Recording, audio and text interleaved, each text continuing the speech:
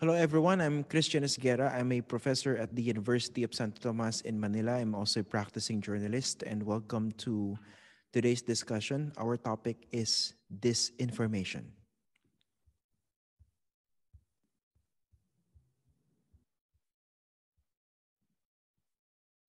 Okay, so the title of my presentation is Ground Zero, the Philippine War Against Disinformation. Ground Zero because the Philippines unfortunately became a testing ground for disinformation coming from political strategists, PR people, campaign strategists, and other communication strategists who later on exported their skills outside of the Philippines, meaning to other countries. So they tested those strategies first in the Philippines. And we saw that in 2016, an election where social media played a very vital role in electing the president of the Philippines. The president of the Philippines, who won in 2016, of course, was President Rodrigo Duterte. Now, he ended his term last June 30, and he was replaced by President Ferdinand Marcos Jr., who is the son of the late Philippine dictator Ferdinand Marcos Sr. So the Philippines is considered by many scholars as the so-called patient zero in the disinformation war, meaning what they learned, what techniques they found most effective in the disinformation campaign here in the Philippines, they decided to adopt in other countries, of course, using their specific contexts. Now, why did this become possible? Even if the Philippines, ironically, doesn't have or didn't have some of the fastest internet connection in this part of the world. We have to consider the fact that in 2022, internet use in the Philippines involved 76 million Filipinos. We are a population of 110, 111 million Filipinos, and 76% of us, as of January this year, are internet users. So the Philippines' internet penetration rate stood at 68% of the total population at the start of 2022. Now, there were also 92 million Filipinos on social media as of January 2022. So this is very popular in the Philippines. We are perhaps we have some of the most compared to other countries. We have so many people, in particular on Facebook, and taken together, Filipinos on different social media platforms constitute 92 million out of a population of 111 million Filipinos. Now, mobile connections in the Philippines as of January 2022, as of January this year, there were 156.5 million Filipinos connected through mobile phones. Now, this is also being blamed for the spread of disinformation in the Philippines. They said that this also somehow helped strategists become more effective with what they were doing in the Philippines. Remember that in the Philippines, Facebook decided to roll out the so-called free internet service, basically free access to Facebook. And this allowed more and more Filipinos to access Facebook through their mobile phones. Now, this also made disinformation much easier, meaning there were much more audiences, there were much more users of the internet, especially accessing information through their mobile phones, through their smartphones. Well, there was a lot of good involved in internet access, especially at that time. There was also a lot of evil in the form of disinformation. Now, as of January 2022, there were 83.85 million Filipinos on Facebook. YouTube is also very popular, though not as popular as Facebook. There were 56.5 million users of YouTube in the Philippines as of January 2022. Instagram. Again, based on the same time frame, there were 18.6 million Filipinos on his Instagram as of January 2022. And if you talk about TikTok, there were 35.9 million Filipino users aged 18 years old and above on TikTok. Now, in a related finding, for instance, according to the Digital News Report 2022, by the Reuters Institute, the number of Filipinos who were accessing their news through TikTok increased from 2% to 15% as of latest figures. So TikTok is gaining more and more traction as far as news consumption is concerned. Now, Twitter. Twitter, of course, does not compare with either Facebook or YouTube in terms of popularity or access, but there are 10.5 million Filipinos on Twitter as of early 2022. Now, this is important because while Twitter may not be as influential as Facebook or YouTube among Filipinos, one study from the University of the Philippines found that Twitter, despite the limited number of users compared to Facebook and YouTube, is also exerting heavy influence on the population because members of the traditional media, the so-called legacy media, often picked up what was being tweeted, let's say by policy makers, by politicians, by public officials, by celebrities, and then they storify it using their different platforms. So aside from Twitter, whatever is tweeted or discussed on Twitter is also propagated or also discussed in other social media platforms, including Instagram, Facebook, and YouTube, and even TikTok. So Twitter's influence cannot be discounted in this issue of disinformation. Now, in the Philippines, in May 2022, just last May, 31 million Filipinos elected as the new president, Ferdinand Bongbong Marcos Jr. He is the son and namesake of this guy, Ferdinand Marcos Sr. Ferdinand Marcos Sr. was a dictator, and we had this beautiful story in 1986 where Filipinos trooped to the major thoroughfare in Metro Manila, filled the streets with protesters, in peaceful protest, and eventually drove away Marcos and his family and his cronies. This is the former First Lady who is still alive, Imelda Marcos, known for her thousands of pairs of shoes. The family was actually known for their opulence by their display of wealth. Although later on, the Philippine Supreme Court and other authorities, including the Presidential Commission on Good Government, this was the agency or the body established after the fall of Marcos to recover the ill-gotten wealth. There was an estimated $10 billion in ill-gotten wealth, meaning that was the estimated amount of money that the Marcoses, meaning the family and their cronies, allegedly or basically stole from from government coffers, okay, from taxpayer money, and less than half of that has been recovered by the Philippine government, and the rest we don't know whether that would still be recovered, especially now that the son of the late dictator is the president of the Philippines. Now, why am I mentioning the victory of Ferdinand Marcos Jr.? Many analysts are saying that a big part of the victory of Ferdinand Bongbong Marcos Jr. had to do with his effective use of social media, in particular, the presence of troll armies supporting his candidacy, changing the narrative about the family, deodorizing the truth about the family, basically distorting history, not just revising it to favor the Marcoses. And the victory of Ferdinand Marcos in May 2022 was actually the fruit of that effort.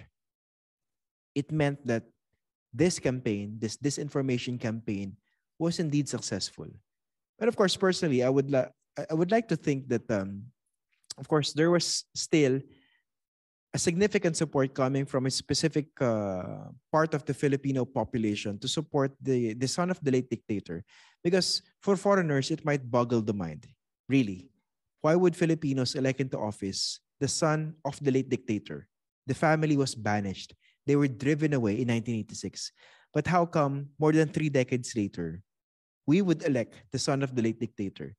And this election is actually curious in the sense that on September 21 this year, the country would be commemorating 50 years since his father placed the Philippines under martial law, a policy which gave rise to economic ruin, the death of thousands of Filipinos, thousands of human rights violations. And of course, they were able to get away with ill-gotten wealth.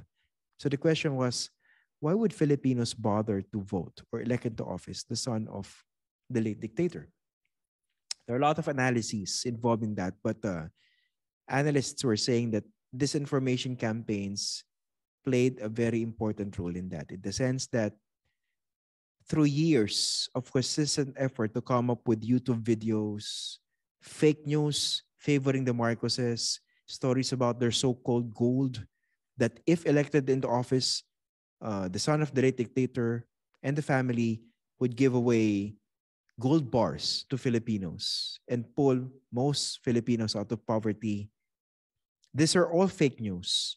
These were myths. These were created narratives. But in a way, they were very effective because of the way the stories were told, and because many Filipinos believe them. Does this make Filipinos stupid? Not necessarily. But the point was, many of us were victimized by disinformation. And the victory of Bongbong Marcos was seen by many analysts as, in large part, a fruit of that victory. But again, I'm not discounting the real support, the legitimate support of millions of Filipinos for this guy. Again, because of the failures of EDSA in 1986. Because EDSA also failed to deliver on the promise. After the dictator was ousted, the subsequent presidents were not exactly that successful in terms of coming up with systemic and structural changes for the better in terms of, let's say, the political and electoral system in the Philippines. The oligarchs remained. They even increased. But this didn't make the Marcoses actually part of the good side of history, meaning history itself recorded that the administration or the regime of the former dictator was definitely not the golden age of the Philippine economy. In fact, it was one of the worst, one of the darkest periods in Philippine history. Now, I'd like to talk briefly about the Philippine troll industry. This is based on information I gathered from actual players within the industry. I was told that the term that is used within the industry was not exactly troll armies, but line troll networks. So a line troll network may involve around 50 members. It's headed by a moderator, and under him there are around 50 trolls. So this particular group constitutes a line troll network along with other groups, okay? And they work under a strategist. What are the services involved? It can be both offense and defense, or just offense or just defense. For instance, they have a particular target. Let's say you are a politician, you're campaigning for a position, an elective position. You want to boost your chances of winning. You can use your line troll network to defend yourself, to promote yourself and defend it against attacks from your competitors. But you can also make use of your line troll networks to attack your opponents, spread disinformation against them. Not just, let's say, send your troll or line troll network to specific Facebook pages or YouTube accounts to answer issues being raised against you. In fact, you can do the opposite.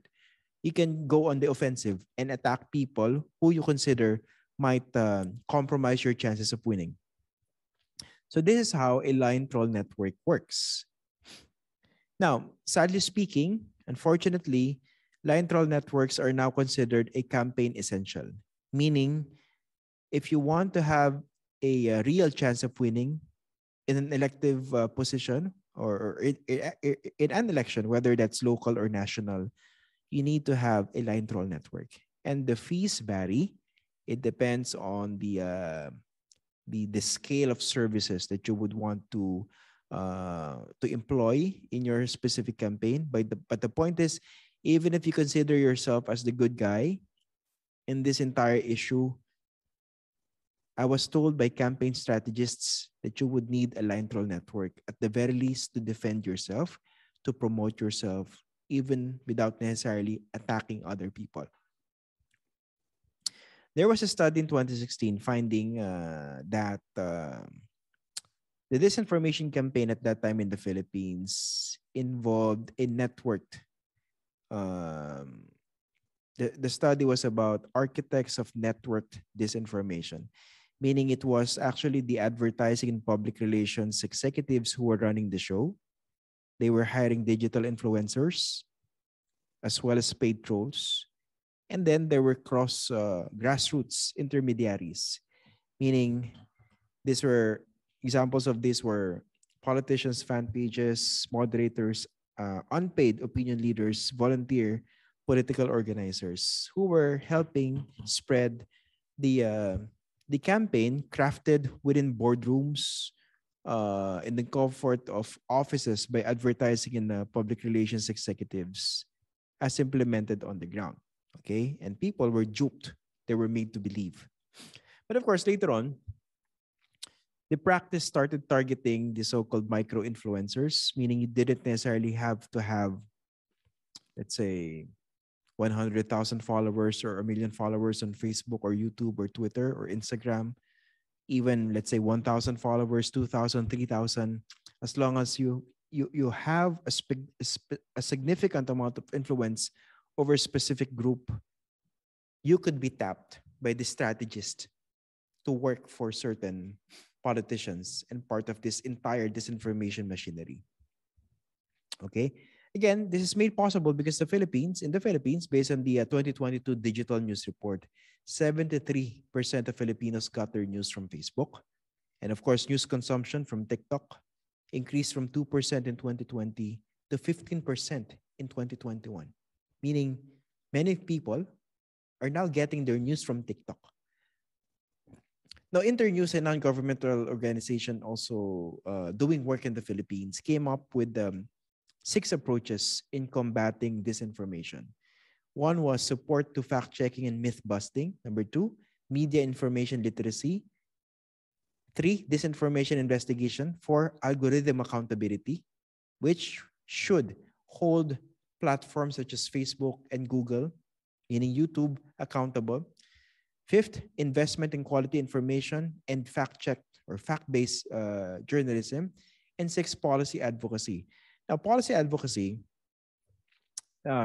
this particular part might lead people to think that should we also lobby government to come up with a law that would criminalize the spread of disinformation.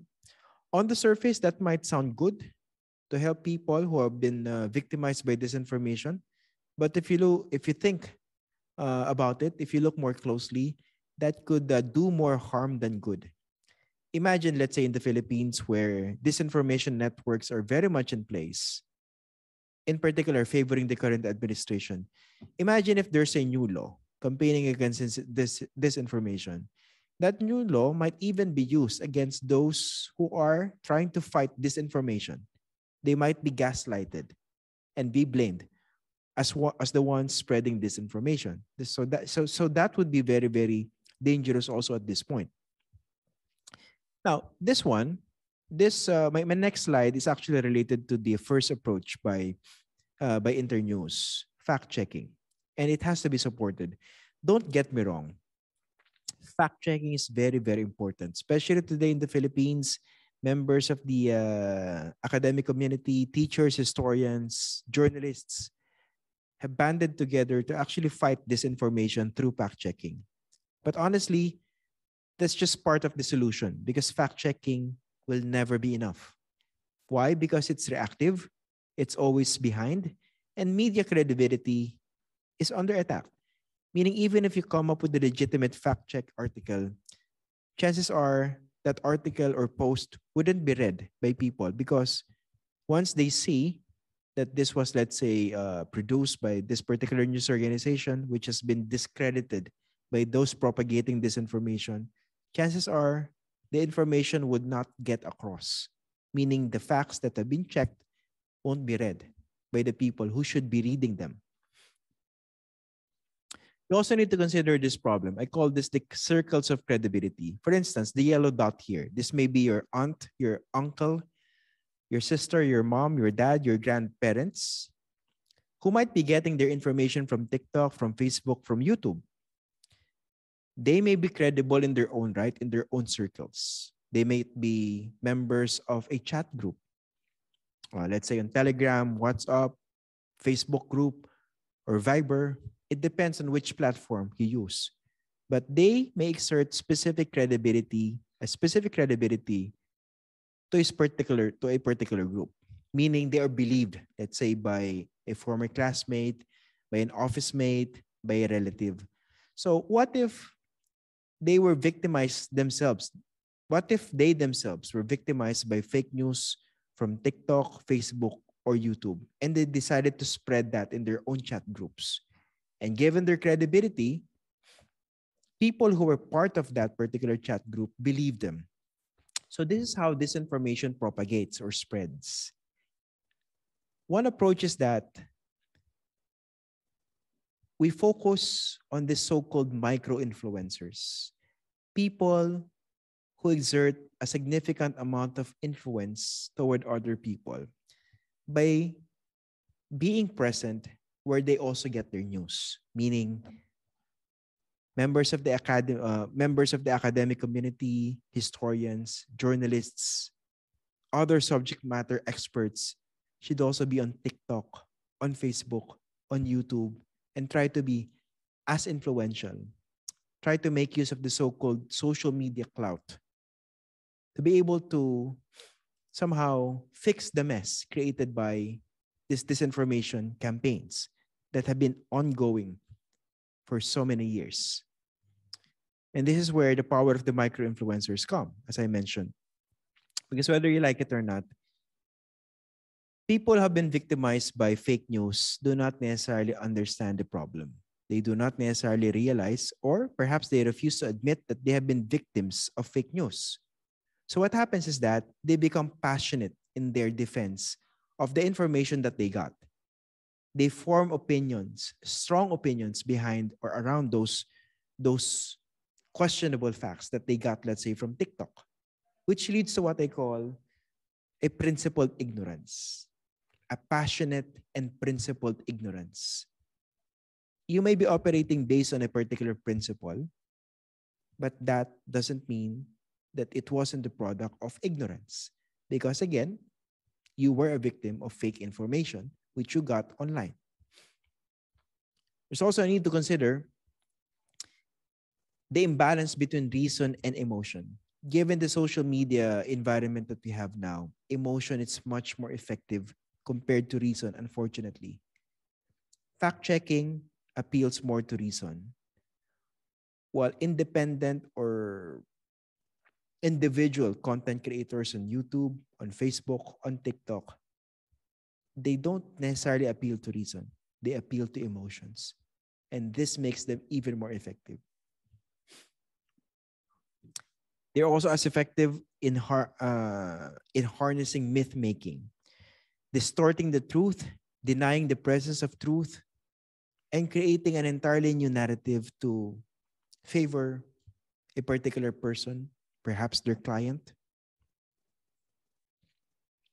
So one solution is to populate and reclaim the so-called information platforms, whether we like it or not, even if we were not born into this particular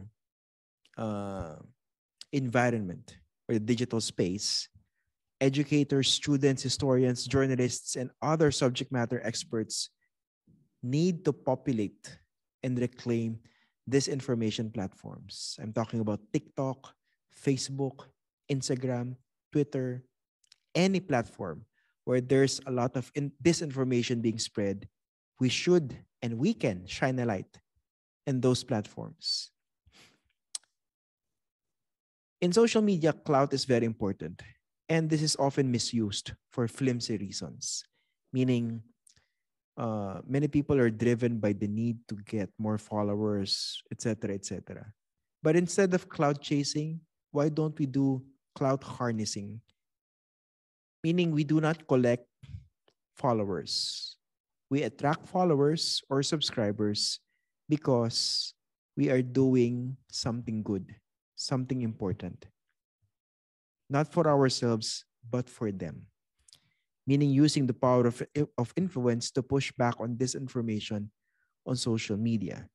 Journalists, given the restrictions in their specific newsrooms, meaning there are certain restrictions as to what they can say and not say on social media, which content they can produce.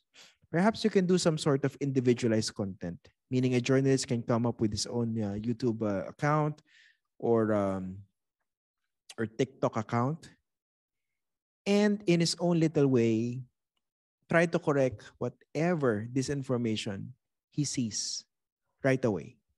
Imagine if more and more of us would be doing this. You would make the battle even more interesting, meaning it wouldn't be as lopsided as it is now. On that note, thank you very much, and I hope this discussion has been useful to you. Thank you and good day.